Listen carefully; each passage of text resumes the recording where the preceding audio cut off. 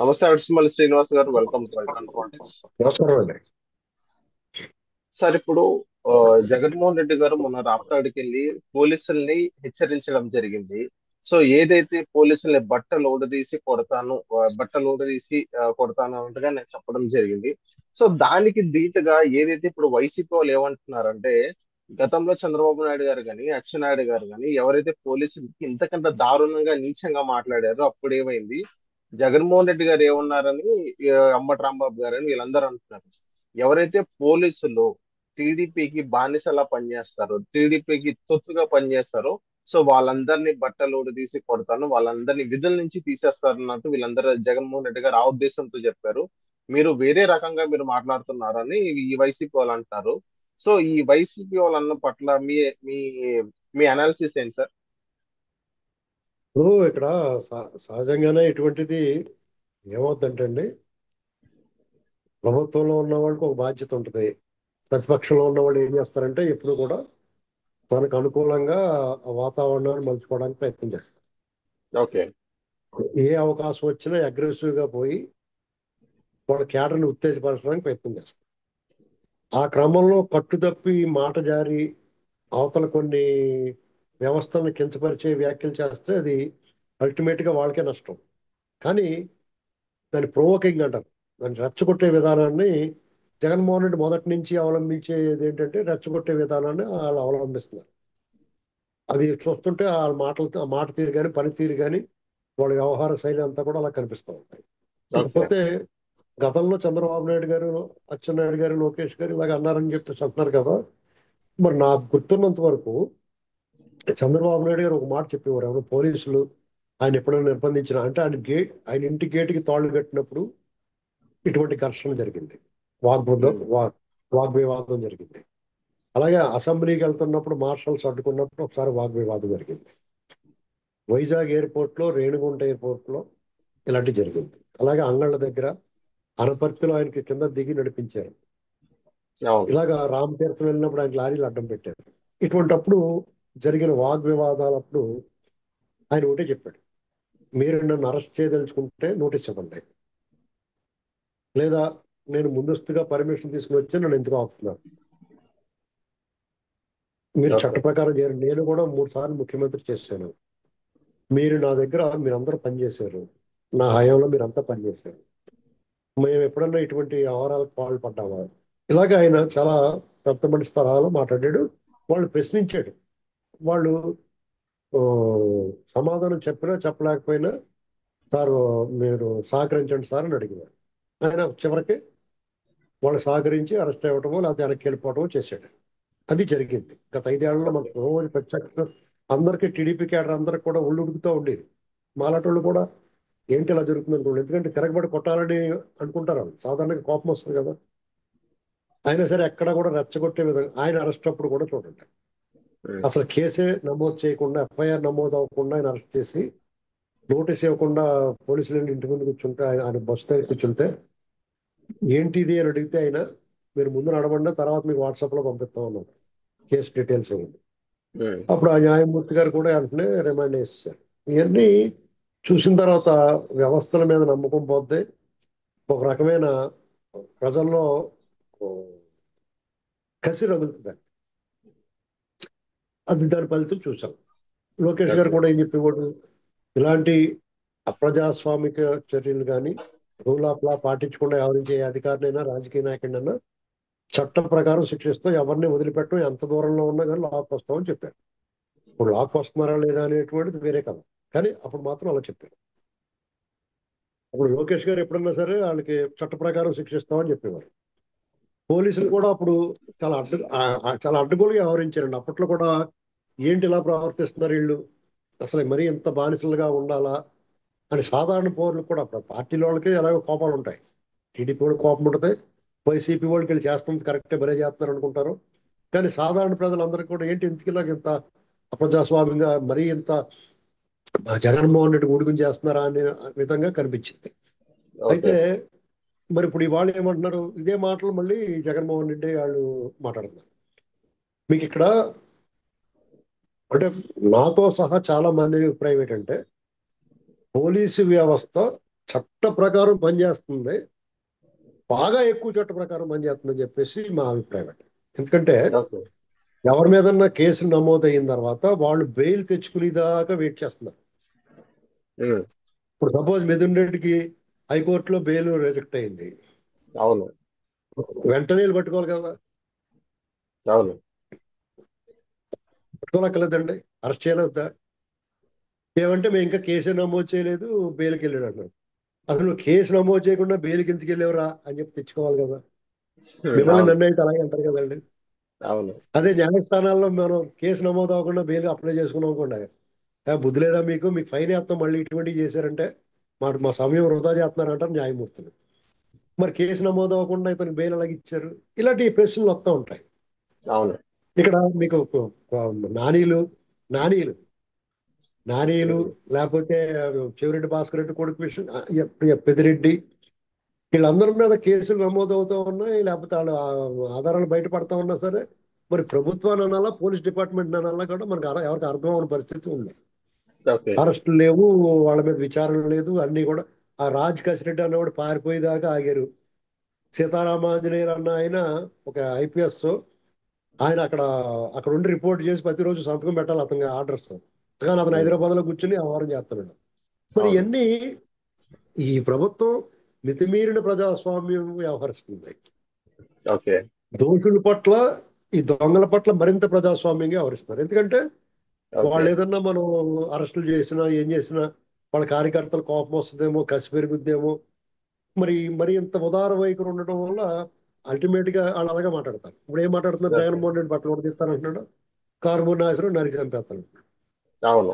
ఇందులో ఇంకో వాదన ఏంటంటే వాళ్ళు అలాగే మాట్లాడాలి, అలాగే మాట్లాడితే వాళ్ళు చెడ్డ పేరు జనాలు, అలాగే మాట్లాడితే ఇప్పుడు అవతలాడు వీరంగం ఆడుతుంటే గరగాట ఆడుతుంటే యువతలాడు ఓం నమ శివాయ మంత్రాలు చదువుతుంటే జనాలకు నచ్చుతుంటే, అవును.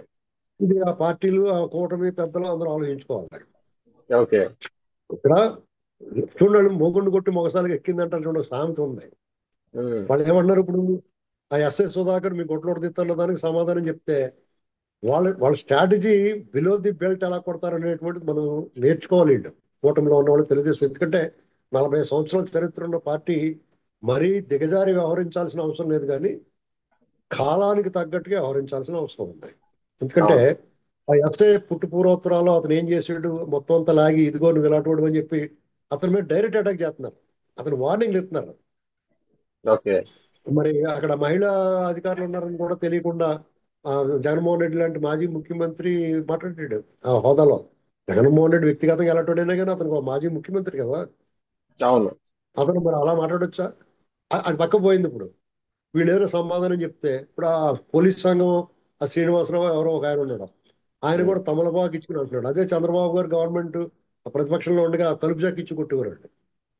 ఓకే. ఈ వ్యత్యాసం తెలుస్తుంది ప్రజలందరికీ. అవును. వీళ్ళు చాలా ప్రజాస్వామ్యతంగా ఉన్నారు, నాయకుల్ని కానీ అధికారులు కానీ వేధింపడం అనేటువంటి అసలు లేదు. ఓకే. ఇప్పుడు మీకు కొల్లి రఘురామరెడ్డి ఏమైపోయాడు, చంద్రబాబు నాయుడు గారిని అక్రమంగా అరెస్ట్ చేసిన రూల్ ఆఫ్ లా పాటించకుండా రూల్స్ వ్యతిరేకంగా చట్ట విరుద్ధంగా అరెస్ట్ చేయడు, అతను ఎక్కడున్నాడు ఇప్పుడు? తెలియదు.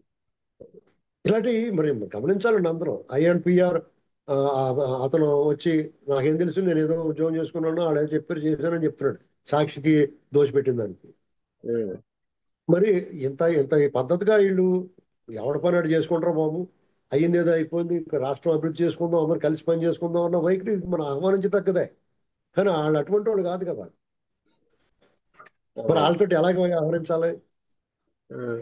సార్ ఇప్పుడు కానీ జనాలందరికీ మీరు చెప్పిన దాంట్లో జనాలందరికీ ఏంటి, జనాలందరికీ జగన్మోహన్ రెడ్డిని ఓడించిన తర్వాత ఒక భరోసా వచ్చింది, పోనారు బాబు ఈ బెడద వదిలింది, అసలు 11 సీట్లు పరిమితం అయ్యేటప్పటికి అబ్బా భలే వదిలిందిరా బాబు అనుకున్నారు. కానీ 10 నెలలు తిరగకుండానే వచ్చేసాడు, 11 నెలలు తిరగకుండా వచ్చేసాడు. 11 సీట్లకు పరిమితం అయినాడు, 11 నెలలు దాటకుండా బయటకు వచ్చినట్టు మాట్లాడుతున్నాడు. దానికి అవకాశం అవును. ఇచ్చిన వాళ్ళు మనం ఏమనాలి? మనం వాళ్ళు విమర్శించాలా? చాలా బాగా మీరు ఉదార వైఖరితో ఉన్నారు, ప్రజాస్వామ్యతంగా ఉన్నారండి, ప్రజాస్వామ్యతంగా ఉన్నారండి, ఖచ్చితంగా వాళ్ళు అలాగే ఉన్నారు, పద్ధతిగా ఉన్నారు. అవును.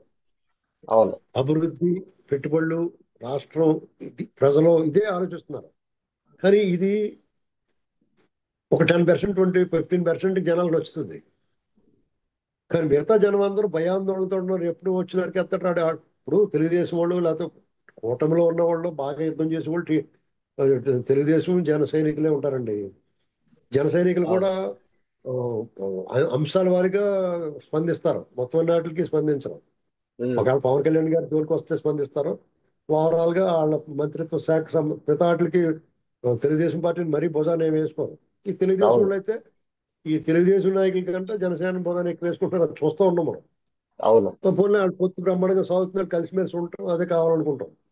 కానీ తెలుగుదేశం వాళ్ళు ఎలా ఉంటుందంటే రేపు పొద్దున్న తెలుగుదేశం తరపున ఏదైనా గట్టిగా మాట్లాడాలన్నా, బయటకు వచ్చి చేయాలన్నా, ఏం చేయాలన్నా కానీ వాళ్ళు భయం పుడుతుంది. ఆ భయాన్ని తొలగించాలి కదా.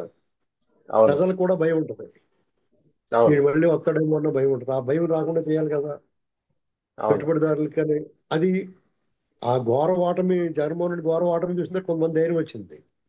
ఆ ధైర్యాన్ని మీరు ఇంకా బలం చేయాలి, బలోపేతం చేయాలి. అది ఉమ్, చేయకుండా వాళ్ళు అలాగే బయట తరలిస్తే, బయట మాట్లాడిస్తే ఇది చాలా బాగా ఆలోచించారు స్ట్రాటజిస్టులు. ఏదో చెప్తారు ఇప్పుడు ఉమ్, చపాతీ పన్నీర్ బటర్ మసాలా కానీ ఏం తెలుస్తుందండి లోకల్ పాలిటిక్స్. అవును. అవును. ఎవరన్నా సో కానీ పెట్టుకుంటారు, సార్ ఇక్కడ స్ట్రాటజిస్టులు పెట్టుకుంటారు, వాళ్ళకి ఉమ్, 100 కోట్లు దొబ్బెడతారు. వాళ్ళకి ఏం తెలుస్తుంది? పన్నీర్ బటర్ మసాలా గ్రేవీ జీడిపప్పు ఎంత ఎక్కువ వేయాలో అది తెలుసుకుంటారు వాళ్ళు అంతే. అంతే. నాట్ గ్రౌండ్ లెవెల్ ఏం తెలుస్తుంది అది చూసుకోవాలి అవును. జాగ్రత్తగా. అవును. అవును. వాళ్ళు ఏదో ఒకటి చెప్తారు గుడ్డిగానే. మనం వాళ్ళు చేసినట్టు మీరు చేస్తే వాళ్ళు కసిపేరు గుద్దండి. వాళ్ళు చేసినట్టు మీరు చేయకపోతే మేమే చెడ్డ పేరు వస్తుంది మీకు. ఉమ్, మీరు అప్రజాస్వామికంగా వెళ్ళకండి, చట్ట ప్రకారం చేయాలి కదా. ఈ అవును. అవును. దేశంలో చట్టం రాజ్యాంగం ఉంది కదా. ఈ చట్టం అవును. రాజ్యాంగాన్ని వాళ్ళు అడ్డం పెట్టి పక్క పారిపోయేలా చేయకూడదు కదా. అవును. సరైన వాళ్ళ మీద ఏం చర్యలు తీసుకున్నారు ఇప్పటి వరకు 10 నెలల్లో అది చెప్పాలి, సమాధానం ఖచ్చితంగా చెప్తారు వాళ్ళు. అవును. ఘోరాలు నేరాలు చేసి, అక్రమాలు చేసి, అవినీతి చేసి, దుర్మార్గం చేసి, అడ్డగోలు దోపిడీ చేసిన వాళ్ళ మీద మీరు సరైన నిర్ణయం ఏం తీసుకున్నారు, ఎంతవరకు రికవర్ చేశారు, దీనికి సమాధానం చెప్పి తీరాలి. అవును. అంతే అండి, దీని గురించి ఎక్కువ మాట్లాడడం లేదు. జగన్మోహన్ రెడ్డి అలాగే మాట్లాడతాడు. అంటే హార్మోన్ అంటే వేస్తే సార్ రేపు ఇక్కడ ఇంకోటి, ఇక్కడ రేపు ఒక ఇంకొకటి వచ్చి మాట్లాడతాడు, రేపు ఇంకోటి వచ్చి మాట్లాడతాడు, అవును. ప్రతి ఇక్కడ ఊడు సార్ ఒక మాట్లాడతాడు. చిన్న గురించి లాండ్ ఇది ఆర్డర్ సార్. ప్రాబ్లం క్రియేట్ చేస్తారు. మీకు లాండ్ ఆర్డర్ ప్రాబ్లం క్రియేట్ చేయడానికి ప్రయత్నం చేస్తారు. దాన్ని ఎక్కడ అనచాలో మీరు మొగ్గగా ఉన్నప్పుడు తుంచేయకపోతే మౌన అయిన తర్వాత మీ వల్ల కాదు. అవును. సో సార్ ఇక్కడ పోలీసులు ఇప్పటికీ అయినా ఇప్పుడు కూటమికి కానీ చంద్రబాబు నాయుడుకి కానీ చొత్తుగా పనిచేస్తున్నారా సార్? సో వీళ్ళందరూ పదే పదే పదే పోలీసుల మీద టార్గెట్ చేసి చెప్తున్నారు. పోలీసులు పాపం బలవుతున్నారు అని చెప్పుకోవచ్చు.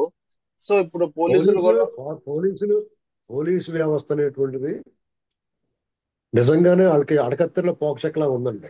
ఎందుకంటే వాళ్ళ పని వాళ్ళు చేసుకుని ఎత్తే బాగుంటుంది. కానీ వాళ్ళందరినీ చెడగొట్టేసాడు జగన్మోహన్ రెడ్డి. ఉమ్, ఆల్రెడీ వాళ్ళు సగం మంది చెడిపోయారు. ఓకే. ఎందుకంటే 2014కు ముందు ఇప్పుడు తెలంగాణ పోలీసులు చూడండి పక్కనే ఉన్నారు. మరి ఆంధ్రప్రదేశ్ లో ఉన్నంత దారుణంగా ఏం లేదు కదా అక్కడ. లేదు. ఇక్కడ చాలా దారుణంగా పాడు చేశాడు జగన్మోహన్ రెడ్డి. ఉమ్, మీకు దానివల్ల ఏమవుతుందంటే ఇప్పుడు జగన్మోహన్ రెడ్డి కూడా కూటమిలో ఉన్న పార్టీలను టార్గెట్ చేస్తానికి బీజేపీని టార్గెట్ చేయడు. వాళ్ళకి ఎంతో కొంత చేయట్లా. సహాయ సహకారాలు చేయడండి. ఎందుకంటే సహాయ సహకారాలు ఉంటే వెనకాల వాళ్ళు కాపాడుతున్నది వాళ్ళే కాబట్టి ఎవడో ఒకడు, మొత్తం మెయిన్ వాళ్ళు ఉమ్, కాపాడకపోయినా ఎవడో ఒకడు బీజేపీ నుంచి వీళ్ళతో ఉన్న సంబంధాలు అందుకున్న మూటల గురించి ఏదో ఒకటి సహాయం చేస్తారు. ఉమ్, కాబట్టి వాళ్ళు టార్గెట్ చేయడు.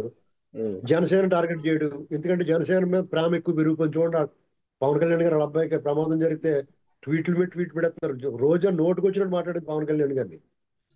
ఇవాళ అవును. మళ్ళీ ప్రేమ కురిపించేస్తుంది. అంటే ఉమ్, వాళ్ళు ఏంటంటే వాళ్ళ స్ట్రాటజీ క్లియర్ గా అర్థమవుతుంది. టీడీపీని కూడా టార్గెట్ చేయడం మన ఎదురుగా టీడీపీ స్పందించట్లేదు. ఒంటి చేతితో చప్పట్లు కొట్టలేరు కదా. అప్పుడు అందుకని ఏం అవును. చేశారు, పోలీసులు టార్గెట్ చేసి లాండ్ ఆర్డర్ ప్రాబ్లం క్రియేట్ చేయడానికి మొదలెట్టారు. ఉమ్. సార్ ఇక్కడ అదండి. పోలీసులు కూడా వాళ్ళకి ఏమైనా ఇలాంటి ఆ, ఆరోపణలు మళ్ళీ మళ్ళీ వస్తే జగన్మోహన్ రెడ్డి గారి పైన చర్యలు తీసుకునే అవకాశాలు ఉన్నాయంటారా సార్? ఈ రోజు మళ్ళీ మళ్ళీ మళ్ళీ రావడం అంటే సిగ్గులేదేటండి. మళ్ళీ మళ్ళీ రావడం ఇప్పుడు వరకు మాట్లాడిన చాలదేటి. మళ్ళీ ఇంకోసారి కొట్టు అన్నట్టు ఉంది. బ్లాక్ అంటే బొమ్మ నాలుగు కొట్టేస్తే సార్లు నువ్వు మూడు మళ్ళీ నాలుగు కొట్టు, సార్లు ఇదే మళ్ళీ కొట్టి పోలీసుల చెప్తాను మీద నీకు. మాట్లాడడం జరిగింది అలా కాదండి, జగన్మోహన్ రెడ్డి నేను గారు. చెప్పేదానండి ముందు. ఇప్పుడు లాగ్ బొమ్మ కొట్టేసాడు, నువ్వు మళ్ళీ కొట్టారో చూస్తాను అన్నట్టు ఉంది. పట్టాలి మళ్ళీ కొడతాడు, అప్పుడు ఏం చేస్తారు? ఉమ్, కారుమూరి నాగేశ్వరరావు మీద రౌడీ షీట్ ఓపెన్ చేయాలా? అతను వ్యాఖ్యలు ఎంత తీవ్రమండి అది. 24 గంటలు గడిచిపోయింది. ఓకే. నీకు ప్రభుత్వం చంద్రబాబు గారు చెప్పక్కర్లేదు, అక్కడ ఉన్న అధికారులు చేయాలా. ఓకే. జగన్మోహన్ రెడ్డి చెప్పిన దాని మీద అతని మీద కనీసం కేసు నమోదు చేయాలి కదా. అవును. నువ్వు అరెస్ట్ అయ్యి తర్వాత సంగతి. అవును. సో సార్, ఇక్కడ ఈ రోజు కర్నూలులో ఏదైతే వాళ్ళ కార్యకర్తలతో జగన్మోహన్ రెడ్డి గారు ఈ రోజు మీటింగ్ పెడుతున్నారు. సో పదే పదే పదే మళ్ళీ అదే మాట్లాడతారు సూపర్ సిక్స్ గురించి, ఇదే అడ్డగోలుగా రాజు. సో జగన్మోహన్ రెడ్డి గారు మాట తీరు కానీ, ఎప్పుడైతే ఇప్పుడు 11 నెలలు అయిందన్నారు కూటమి గవర్నమెంట్ ఫామ్ అయింది. ఫ్రమ్ ద డే వన్ ఏదైతే చెప్పారో ఈ రోజు కూడా అదే అదే మళ్ళీ అదే చెప్పడం జరుగుతుంది. సో ఇక్కడ కూటమికి విమర్శించడానికి వేరే మార్గాలు కానీ వేరే దారులు కానీ ఏం లేవంటారా జగన్మోహన్ రెడ్డి గారికి? గుర్తులేమండి, కూటమిని బ్రహ్మాండంగా విమర్శించవచ్చు. దాన్ని అడిగితే చెప్తాను ఉమ్, ఎలా విమర్శించాలి. ఉమ్, అంతేగాని వాళ్ళ అర్థం ఆడికి ఆ బుర్ర ఉంటే వాళ్ళు ఎందుకు ఓడిపోతారండి. ఓకే సార్, ఇంకోటి ఏంటంటే ఇదే జగన్మోహన్ రెడ్డి గారు మొన్న చెప్పిన దాటిలో ఏదైతే ఎంపీపీ సంబంధించి చెప్పారో, అక్కడున్న లోకల్ ఎమ్మెల్యే పరిట పరిటాల సునీత గారు, అక్కడ ఉన్న వాళ్ళ అబ్బాయి పరిటాల శ్రీరామ్ గాని, వాళ్ళిద్దరు వీడియో కాల్ చేసి బెదిరిస్తున్న ఉదంతా మనం చూస్తున్నాం అన్నట్టు చెప్పారు. ఒక చిన్న ఎంపీపీకి అంతలా దిగజారిపోయి బెదిరించే యోచనలో వాళ్ళిద్దరు ఉన్నారంటారా? వీళ్ళు దిగజారిపోయి అనే మాటలు, ఆ మాటలు మనం అనక్కర్లేదు కానండి. ఉమ్, బెదిరించకపోతే ముద్దెట్టుకుంటారా? ఉమ్, మీరు చెప్పండి, ముద్దెట్టుకుంటారా? ఓకే. ఓకే. తోలు తీసేస్తారు. వాళ్ళు ఇంకా చాలా నయ్యం. అదే ఉమ్, పరిటాలరావు గారు ఉంటే అలా ఎలక్షన్ జరుగుద్ది అక్కడ. అంటే ఓకే. ఇక్కడ ఇలాంటివన్నీ నివారించి వాళ్ళు కూడా వదిలేసుకుని, మీకు అందుకునే పెద్ద పులి ఓం నమ శివాయ అనకూడదండి. అంటే కోతులు కుక్కలు నక్కలు కూడా వచ్చి తోకెత్తి చూపిస్తాయి. ఓకే. అర్థమైందా? ఎవరు అర్థమైంది. ఎలా ఉండాల్సి అలా ఉంటేనే అందరూ. లేకపోతే తోపుదుత్తి ప్రకాష్ రెడ్డి లాంటి వాడు కూడా మాట్లాడుతున్నాడు మరి. అవును. పరిటాల సునీత, మరి పరిటాల సునీత గారిని. పటేల్ మరి ఆ ధైర్యం కుటుంబం. ఎక్కడి నుంచి వచ్చింది అతనికి? అందుకనే మీరు మీరు అలాంటి వాళ్ళు అలాగే ఉండాలి. అవునవును. మీకు నేను మారిపోయినంటే కుదరదండి. Okay. Okay. So so thank you sir, micro politics. అక్కడ బెదిరించకపోతే, కాల్ చేసి బెదిరించకపోతే అలా చేస్తేనే వీళ్ళు ఇంతలా చేస్తున్నారు. ఇక్కడ నేను ఇలాగ ఎందుకు మాట్లాడుతున్నానంటే, అవతల వాళ్ళని బట్టి అవతల వాళ్ళు కూడా నడుచుకోవాలి. ఓకే. అవతల వాడు కర్రించి కొట్టేస్తుంటే దేవుడు దండం పెట్టుకుంటే కూర్చుంటే బుర్ర బదలు కొట్టేసి పోతాడండి. వాడు పిచ్చోడో కోపం వచ్చి వస్తున్నాడో నిజంగా విచక్షణ ఉందో లేదో మీకేం తెలుసు? కళ్ళు మూసుకుని దండం పెట్టుకుంటున్నారు. ఓకే. బుర్ర రెండు ముక్కలు అయిపోయినా కొట్టేసి పోతాడు. తర్వాత కుట్లు వేసుకుని ఎన్ని పాటలు పడినా కానీ అది వేరే కథ కదా. అవును. So thank you sir, micro politics.